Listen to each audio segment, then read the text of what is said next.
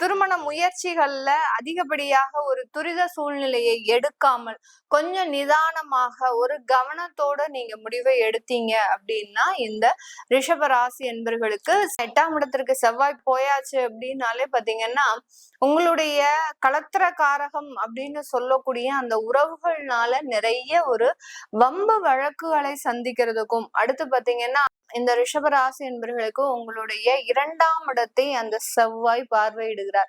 2ஆம் இடத்துல அந்த குரு பகவான் இருக்கிறதுனால குடும்பம் சம்பந்தப்பட்ட அடுத்து பாத்தீங்கன்னா குடும்ப உறவுகள் சம்பந்தப்பட்ட அந்த குருவும் அந்த செவ்வாயை பார்க்கறதுனால குருமங்கள யோகம்னு சொல்றீங்களே, அப்ப அந்த குருவினுடைய பார்வை இந்த பிரச்சனைகளை தீர்த்து வைக்காதா அப்படின்னு கேட்டீங்கன்னா, வணக்கம் நேர்களே, நான் உங்கள் ஆஸ்ட்ரோ பூர்ணா. இன்னைக்கு நாம பார்க்கக்கூடிய சிறப்பு பதிவு செவ்வாயினுடைய பயிற்சி. செவ்வாய் பகவான் காலபுருஷனுக்கு 8ஆம் இடத்துல தன்னுடைய ஆட்சி வீடான அந்த விருச்சிக ராசியில இருக்கிறார். 8ஆம் தேதி 12வது மாதம் அந்த விருச்சிக ராசியிலிருந்து தனுர் ராசிக்கு பயிற்சியாகி போறார். இந்த தனுர் ராசிக்கு பயிற்சியாக கூடிய அந்த செவ்வாய் பகவான் கிட்டத்தட்ட 45 நாட்களுக்கு, அதாவது 16ஆம் தேதி ஜனவரி மாதம் வரைக்கும் அந்த தனுர் ராசியிலேயே இருக்கிறார். இந்த செவ்வாய் பயிற்சியாக கூடிய காலகட்டத்தில் இந்த செவ்வாயின் பார்வையில் 2 கிரகங்கள் இருக்கின்றன. அந்த பார்வை என்னென்னலாம் பாத்தீங்கன்னா, 4ஆம் பார்வையாக அந்த இடத்துல இருக்கக்கூடிய அந்த சனி பகவானை பார்க்கிறார். மீன ராசியில் இருக்கக்கூடிய அந்த சனி பகவானை பார்க்கிறார். 7ஆம் இடத்துல இருக்கக்கூடிய அந்த குரு பகவானை பார்க்கிறார். இந்த குரு பகவானின் பார்வையும் செவ்வாயினுடைய பார்வையில இருக்கிறதுனால சமசப்தம ஸ்தானத்துல, அதாவது குருமங்கள யோகத்தை கொடுக்கக்கூடிய ஒரு நேரமாக தான் இருக்க போகுது.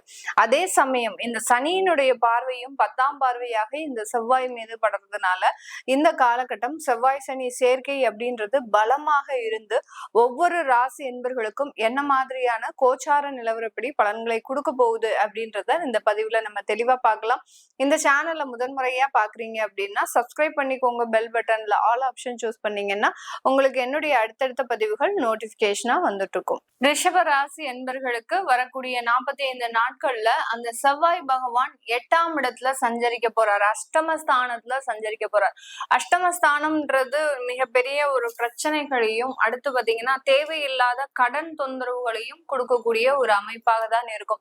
இந்த அஷ்டமஸ்தானத்துல இருக்கக்கூடிய அந்த செவ்வாய் பாத்தீங்கன்னா உங்களுடைய விரையாதிபதி, அடுத்து கலத்திராதிபதி அப்படின்னு சொல்லக்கூடிய அந்த ஸ்தானத்தை சேர்ந்தவர்.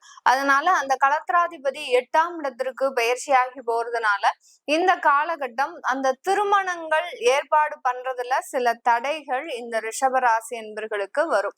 அதாவது ஏற்கனவே திருமண ஏற்பாடுகள் பண்றதுல நிறைய தடைகள் இருக்கு அப்படின்ற பட்சத்துல உங்களுக்கு உங்களுடைய ஜாதக ரீதியாக சில தோஷங்கள் இருக்கக்கூடிய ஒரு அமைப்பாக தான் இருக்கும்.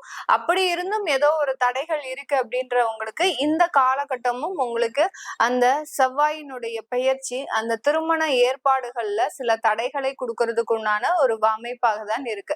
அதனால இந்த காலகட்டம் நீங்க அந்த திருமண ஏற்பாடுகள்ல ரொம்ப ஃபாஸ்டா முடிவு எடுக்கிறதோ, ஏன்னா சில பேருக்கு வயது அதிகமாகிக்கிட்டே போறதுனால நம்ம எப்போ வரன் வருதோ டக்குன்னு பேசி முடிச்சிடணும் அப்படின்ற ஒரு எண்ணம் இந்த ரிஷபராசி என்பர்களுக்கு இருக்கும்.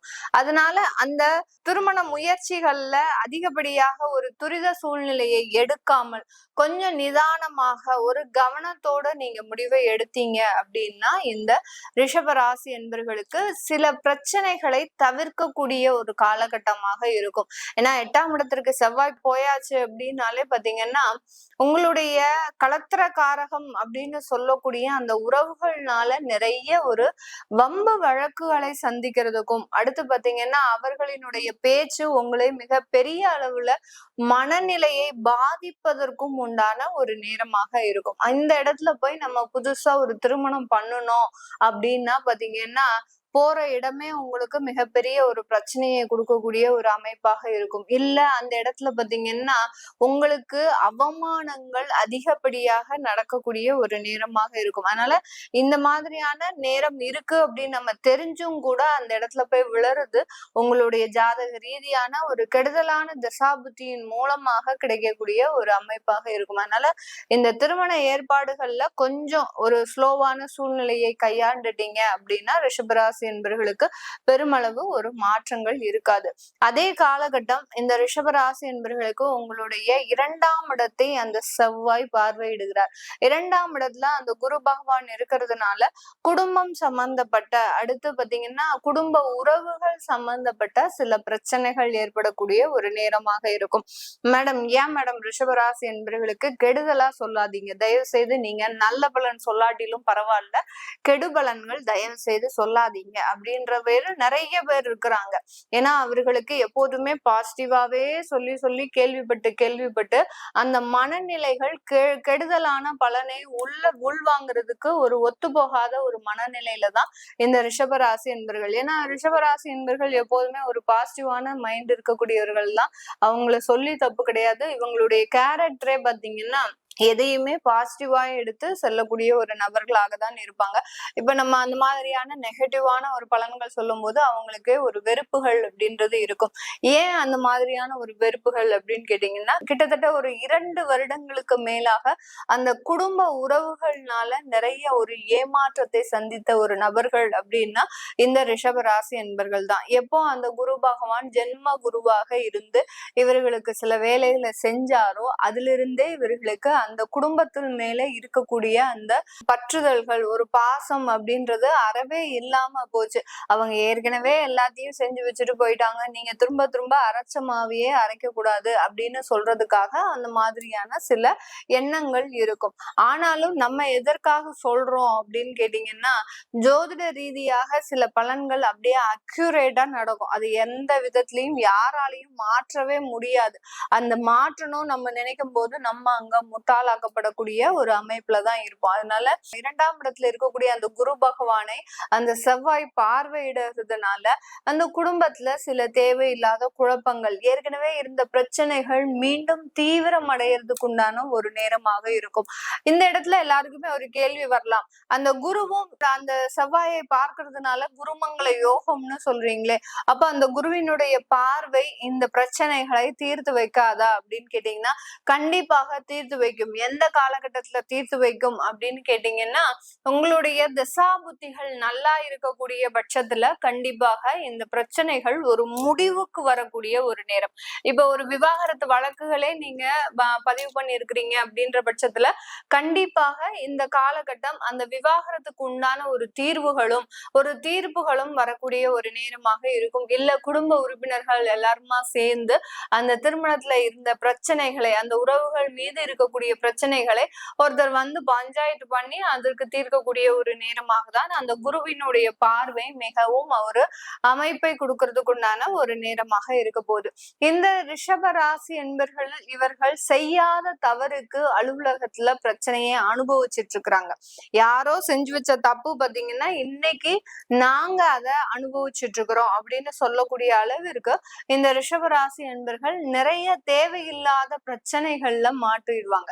எதுக்காக மாற்றுறாங்க அப்படின்னா, இவர்கள் வாய் வந்து சும்மாவே இருக்காது. ஏதாவது ஒண்ணு பேச்சு ரொம்ப கேஷுவலா பேசுறேன் அப்படின்ற ஒரு அமைப்புல இவர்கள் பேசி அந்த பிரச்சனையை தனக்குத்தானே உள்வாங்கி கொள்ளக்கூடியவர்கள் அந்த நம்ம ரிஷபராசி என்பர்கள். இதனால கடந்த காலத்துல அலுவலகத்துல நீங்க சொல்லிய ஒரு சில வார்த்தைகள், நீங்க பேசிய சில வார்த்தைகள், இதெல்லாமே உங்களுக்கு மிகப்பெரிய அளவுக்கு தொந்தரவுகளை கொடுக்கக்கூடிய ஒரு நேரமாக இருந்திருக்கும்.